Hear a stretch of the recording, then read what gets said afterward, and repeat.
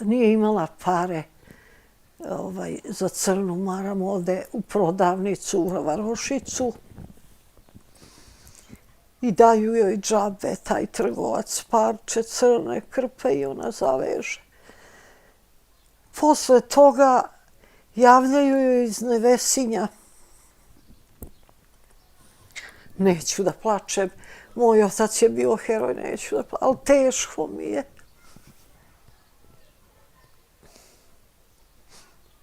Pećka 13, porodična kuća Vojvode Dragutina Keserovića, iza nas. Jedna od ovih kuća. Teško je danas reći sa sigurnošću koja, s obzirom da je došlo do izgradnje novih kuća.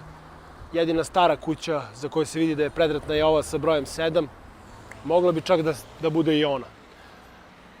Ona kuća tamo, koja je očigledno renovirana, nosi broj 13. Iz Pećke 13 Vojvoda Dragutin Keserović krenut će u neke od najtragičnijih i najodsudnijih bitaka, najodsudnijih događaja u istoriji Srba. Vojvoda Dragutin Keserović krenut će u Aprilski rat, krenut će u probijanje obruča u operaciji Švarc kada je odlučujuće pomogao da se oslobodi Draža Mihajlović.